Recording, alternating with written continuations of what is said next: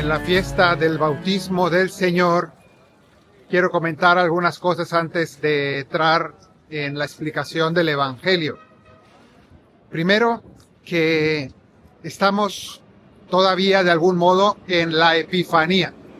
La Epifanía no es solamente la celebración de los Reyes Magos, sino que la manifestación de Jesús se celebra o se recuerda en la revelación a los Reyes Magos, que son los pueblos paganos. También la manifestación de Jesús a los judíos en el Jordán, y eso es lo que estamos recordando en el bautismo de Jesús, cuando se manifestó la Trinidad, ¿no? El Padre, la voz del Padre, Jesús bautizándose el Hijo y recibiendo el Espíritu Santo de manera visible ante los espectadores, los que estaban allí. Y tercero, la manifestación de Jesús a sus discípulos en Caná, las bodas de Caná, las tres manifestaciones. Y este año tendremos ocasión de recordar los 3 episodios en 3 domingos sucesivos, es decir, la Epifanía, para quien celebró en domingo o lunes, luego este domingo el bautismo, y tercero, las bodas de Caná, que se leerá el siguiente domingo este año. No todos los años, pero el ciclo se hace. Eso lo primero. Segundo, antes de pasar a esta explicación, aprovecho para aclarar dos temas de mis últimos videos pasados que han suscitado preguntas o perplejidades en algunos. Entonces, primero, el hecho de que en el video sobre la visitación de María hablé acerca de que Isabel podría ser la tía de la Virgen María. Y a algunas personas les causó no solo sorpresa, sino incluso disgusto, ¿no? Y alguno hasta me dijo, por eso la gente se va de la iglesia, porque la confunden, o algunos me escribían, es que la Biblia dice que era su prima, y entonces ¿por qué hay que dudar de la Biblia? No, bueno, la Biblia no dice que era su prima. Estamos acostumbrados a escuchar la palabra prima, o que algunas traducciones la traducen como primo. Pero el texto griego dice pariente. No lo dice en la visitación, sino lo dice justo antes, en el anuncio del ángel Gabriel, dice, mira que tu pariente Isabel ya está de 6 meses. Eso es, ahí es donde se hace referencia al parentesco. Y entonces, estamos acostumbrados a que muchos traducen eso como prima, pero dice pariente. Y como dice que era anciana, entonces de allí podemos suponer que una pariente que es mucho mayor que la Virgen, que era una chiquilla realmente, de unos 15 años probablemente, entonces, pues de ahí es donde saco el tema de que puede ser su tía, ¿no? Entonces ya no tiene nada de raro ni de extraordinario, y nadie va a perder la fe por eso. Tercero, el tema que también iba a mencionarles del video de los Reyes Magos, que allí decía yo que los Reyes Magos eran astrólogos, o probablemente eran astrólogos, y a algunas personas les llamó mucho la atención. Algunos incluso les causó perplejidad, porque decían, no, tal o cual sacerdote dice que no eran astrólogos, sino astrónomos. ¿No? ¿Cuál es la diferencia? Astrónomo es un científico que estudia las estrellas, mide, calcula sus movimientos, etcétera, las clasifica. Mientras que un astrólogo es el que hace horóscopos, es decir, que usa las estrellas para predecir el futuro, por decirlo así. Es decir, es una especie de adivino. Bueno, ¿cuál es el punto aquí? En mi opinión, es muy probable que ellos fueran astrólogos y que en la antigüedad difícilmente distinguían demasiado entre la astronomía y la astrología. ¿Por qué?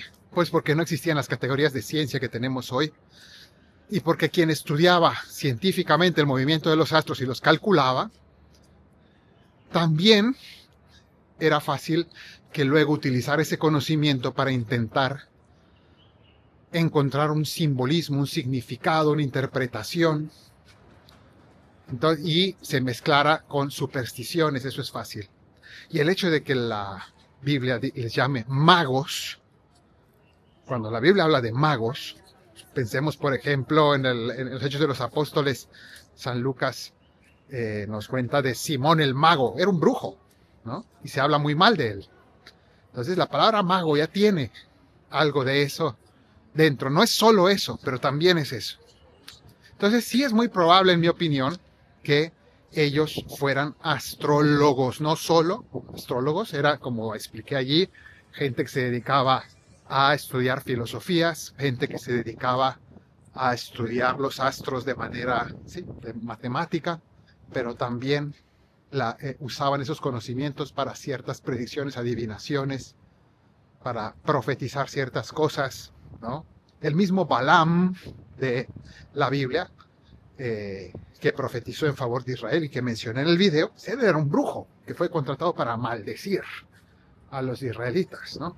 Entonces, era alguien al que le pagaban para echar maldiciones sobre gente. Entonces estamos hablando, sí, de conceptos muy, muy amplios, pero que tienen que ver con estas cosas. Entonces no es ninguna sorpresa. Ahora, ¿cuál es el punto? El punto es, yo entiendo que en algunos lugares, en algunas homilías, algunos sacerdotes hablan mucho. No eran astrólogos sino astrónomos, por no confundir a las personas, y lo entiendo y me parece prudente, porque algunas personas sencillas pueden decir, bueno, pues si los Reyes Magos, que son santos Reyes Magos, practicaban astrología, ¿por qué yo no? No es tan mala. No, a ver. Ellos eran astrólogos antes de ser santos, antes de encontrar a Jesús, no después. De hecho, al final del Evangelio, como mencioné en alguno de los videos, termina diciendo que al final los Reyes Magos se fueron por otro camino, tomaron otro camino de regreso, ¿no? Para no pasar de nuevo por Herodes. Pero dice, se tomaron otro camino. Y eso también se interpreta como que cambiaron de vida. Y eso es lo importante, que una vez que encontraron al sol, ya no buscaron en las estrellas. Así dice un poema hermoso de Lope de Vega, ¿no? Reyes que venís por ellas, no busquéis estrellas ya, porque donde el sol está, no tienen luz las estrellas. Dice así. Es decir, que ya es el sol de Cristo el que les ilumina, ya no les hace falta buscar en las estrellas, es decir, en la astrología, ¿no? Eso es el final de la astrología en ese momento. Entonces, hay que entender eso, pero no tiene nada de raro pensar que ellos originalmente también eran astrólogos, pero buscaban con sinceridad la verdad, y eso es lo importante, y la encontraron. Bueno, estas son algunas anotaciones sobre estos temas que se me preguntaron, que causaron cierta perplejidad. Y finalmente, bueno, les invito a seguir escuchando las canciones que voy produciendo. Les explico que esas canciones las voy montando en Spotify también, pero con cierto retraso, porque se tarda un poco en ser aprobado, ser subido a las plataformas, de manera que yo publico una canción esta semana y hasta dentro de unos 15 días aparece disponible en Spotify. Pero si ustedes entran a Spotify y encuentran todas las canciones anteriores a la actual, ya están subidas allí prácticamente, o hasta hace 15 días al menos. Entonces allí pueden encontrar todo eso, y bueno, espero que les ayuden, les gusten, y bueno, pues que sigan el canal. También suscríbanse si no lo han hecho, pues la idea de suscribirse es que sigamos en contacto, que formemos una comunidad, que no sea solamente ver un video suelto, sino que realmente juntos vayamos creciendo en nuestro conocimiento de la Escritura. Y ahora sí, sin más, continuemos con el video. En este domingo del bautismo del Señor, antes de ir al río Jordán para hablar acerca de este evento en el lugar de los hechos, quiero aprovechar que estoy aquí en Magdala para explicar algo interesante. Para poder entender lo que es el bautismo, les quiero mostrar este sitio en las excavaciones de Magdala, en la parte del sitio arqueológico, porque aquí tenemos lo que se llama un mikvé. ¿Y qué es esto? Es una piscina ritual. Está un poco lluvioso, pero les quiero mostrar esto que tienen aquí abajo. esta agua. Es una piscina ritual. Y si ustedes ven, tiene unas escaleras, les voy a mostrar. Aquí todo esto que ven que tiene unas escaleras. Y esto lo usaban los judíos en tiempos de Jesús. Todavía existen las mikvé, pero esta es una mikvé de las excavaciones de Magdala de hace 2000 años. Y aquí se metían para purificarse de las impurezas rituales, es decir, todas aquellas cosas indignas que ellos hubieran tocado, comido, hecho. Entonces, algo parecido a lo que hacemos en la confesión. Y entonces este lugar, esto tiene agua natural que corre por debajo de la tierra. ¿Y por qué les muestro esto? Porque el bautismo cristiano será inventado por San Juan el Bautista en un primer momento, después Cristo lo elevará a categoría de sacramento, pero ¿de dónde viene esa costumbre de sumergirse del agua? Viene de aquí, de estas costumbres judías, y nosotros en parte también lo hacemos. Y de hecho, estas piscinas rituales fueron también el origen de las piscinas bautismales, de los baptisterios, pilas bautismales después, pero en los primeros siglos así eran también el lugar donde se bautizaban las personas, se sumergían. De manera que nosotros podemos entender el por qué después Juan el Bautista tomará pie de esto para hacer un rito en el Jordán de purificación con agua. Estamos aquí de nuevo en el río Jordán, en el lugar exacto del bautismo de Jesús. Y la primera cosa que es interesante saber es que este lugar, que está prácticamente junto al Mar Muerto, el Mar Muerto está aquí muy cerca adelante. Esta es casi la desembocadura del río Jordán y del Mar Muerto. Bueno, pues el Mar Muerto y este lugar son los lugares más profundos del mundo. Estamos a 400 metros, aproximadamente 400 metros bajo el nivel del mar. Eso quiere decir que este es el lugar más bajo del mundo.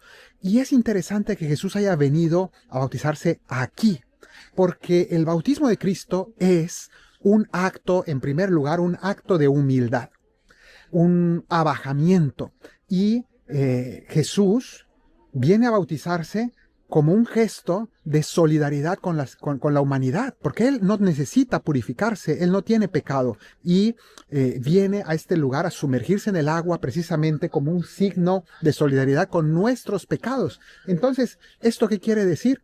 Que Jesús viene al lugar más bajo del mundo para mostrarnos su abajamiento. Él, que vino del cielo, no solamente bajó a la tierra, sino bajó exactamente al lugar más bajo del mundo para mostrarnos que Él quiere hacerse uno de nosotros y que Él vino a habitar entre nosotros, igual a nosotros en todo, menos en el pecado.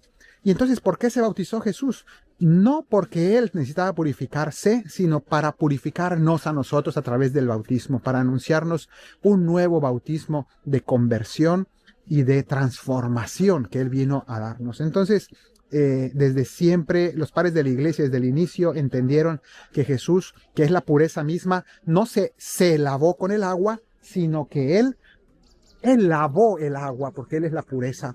Y entonces, a partir de ese momento, le dio el poder al agua de ser instrumento de purificación para nuestras almas, para nuestros corazones. Entonces Jesús vino e hizo fila junto con otras muchas personas que venían a escuchar a Juan el Bautista, y se puso aquí como estas personas que están renovando su bautismo, y pasó en su turno a sumergirse en el agua. Entonces, Él aquí nos muestra un símbolo de su encarnación. Él, que vino del cielo a la tierra, viene aquí, se hace uno más, poniéndose en la fila de los pecadores, se hizo semejante a nosotros en todo menos en el pecado, y luego baja. De hecho, Juan el Bautista duda, porque dice, ¿cómo yo voy a bautizarte a ti? Pero Jesús le invita a aceptar esta disposición y entra aquí en el agua. Y entonces, cuando Jesús entra en el agua, ocurre algo grandioso, pero hay que entender una cosa: el símbolo de sumergirse en el agua es un símbolo de muerte. El bautismo es una especie, el símbolo del bautismo es una especie de ahogamiento, ¿no?, donde uno entra en el agua para decir, yo merezco morir, yo merezco ser sepultado, yo merezco ser enterrado, o en este caso, hundirme, ahogarme, porque aquí ahogo todo mi pecado, todo mi pasado, pero cuando salgo del agua, entonces nazco del agua, que es vida, nazco a una nueva vida. Entonces es muerte y vida. Dos momentos del bautismo, muerte y vida. Y entonces Jesús también va a entrar en el agua para simbolizar, pero ya no solamente, no una muerte a sus pecados que Él no tiene, sino su muerte por nuestros pecados. Y Él, una vez que entra al agua, simboliza que Él va a morir por nuestros pecados y al salir nos dice que Él va a nacer una nueva vida en su resurrección, que también va a ser nuestra, va a ser para nosotros. Entonces, nosotros cuando somos bautizados también participamos de su muerte y de su resurrección. Eso es el bautismo para nosotros, participar en la muerte y resurrección de Cristo. Entonces nosotros en nuestro bautismo estamos escogiendo el camino de Cristo, que es morir para vivir. Estamos diciendo el camino de la verdadera felicidad es la muerte para dar vida. O dicho de otra manera, el dar la vida a los demás, dar mi vida por los demás. Entonces Jesús nos había dicho precisamente esa enseñanza, que el que quiera salvar su vida la perderá, pero el que la pierda por mí y por el Evangelio la encontrará. Cuando nosotros somos bautizados o cuando nosotros renovamos nuestro bautismo ya como adultos, estamos diciendo, sí, yo creo que lo que dijo Jesús es verdad y lo que hizo Jesús es verdad. Morir para dar vida, morir para dar mi vida por otros, dar mi vida a los demás, ese es el camino para tener vida. Dicho de otra manera, la felicidad, si tú la buscas por sí misma, nunca la vas a encontrar, la vas a perseguir toda tu vida y nunca vas a llegar a ella. Pero, en cambio, en el momento en que dejas de buscar la felicidad tú y empiezas a dar felicidad a los demás, a hacer felices a los demás, en ese momento encontrarás la felicidad. Cuando dejas de buscarla para ti y empiezas a darla a los demás, en ese momento la encuentras. Esa paradoja es hay que morir para vivir, hay que dar mi vida para yo tener vida. Si me pongo yo a buscar la felicidad, en lo mismo, por ejemplo, en el matrimonio, ¿no? Si busco ser yo feliz, nunca seré feliz en el matrimonio. En el momento en que busco hacer feliz al otro, en ese momento encuentro la felicidad, pero no solo en el matrimonio, en la vida entera. Ese es el camino de Cristo, eso es ser cristiano, eso es ser bautizado.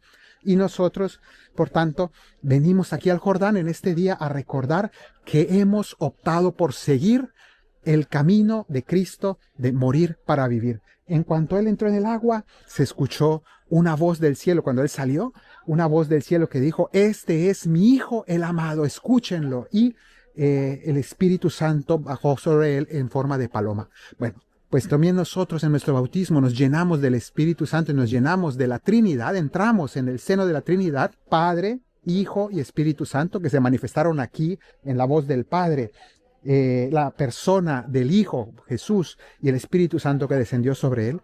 Y luego esa voz muy importante que dice, este es mi Hijo amado. También esa voz resuena en cada bautismo y tenemos que escucharla toda nuestra vida. Yo soy hijo de Dios por el bautismo. Este es mi Hijo amado. También tú eres un hijo amado porque te has configurado con Cristo en tu bautismo, en el bautismo. Que el Señor te bendiga desde Sión, el que hizo cielo y tierra, en el nombre del Padre, del Hijo y del Espíritu Santo. Amén.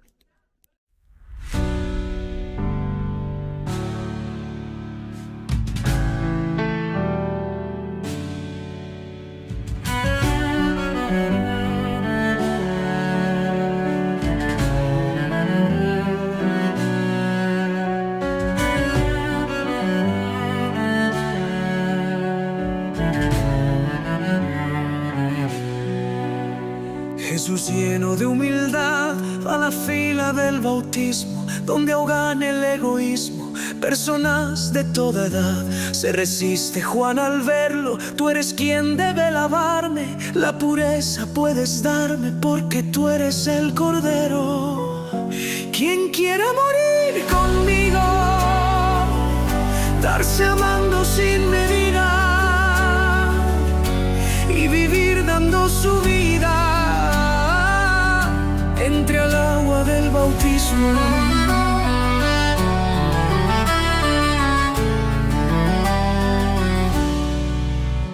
Mas Jesús insiste firme, hoy aquí algo nuevo inicia. Cumplamos toda justicia, las aguas han de cubrirme, pues yo acepto mi misión. Y para curar la herida, yo he venido a dar mi vida. Y por eso la inmersión. Quien quiera morir conmigo, darse amando sin medida y vivir dando su vida,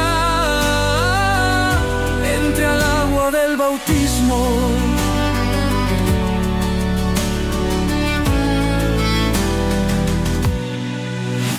Mas también al tercer día he de resurgir glorioso, y así el río caudaloso será símbolo de vida, porque aquí está la semilla de la eternidad futura. Quien sigue la senda dura tendrá una vida que brilla. Quien quiera morir conmigo, darse amando sin medida y vivir dando su vida, entre al agua del bautismo.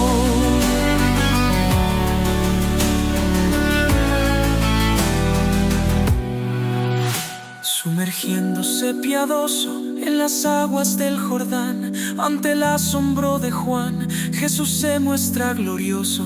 Al surgir Jesús del agua, bajo el Espíritu Santo, fue cubriendo como un manto al Cordero de la Pascua. Quien quiera morir conmigo, darse amando sin medida y vivir dando su vida, entre al agua del bautismo.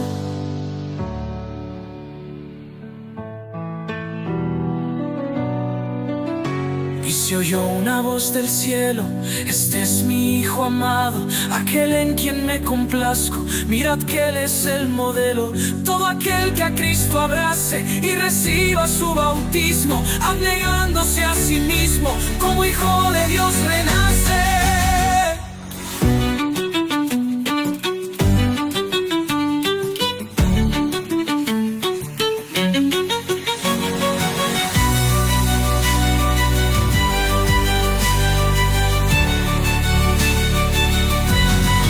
Quiera morir conmigo, darse amando sin medida y vivir dando su vida, entre al agua del bautismo.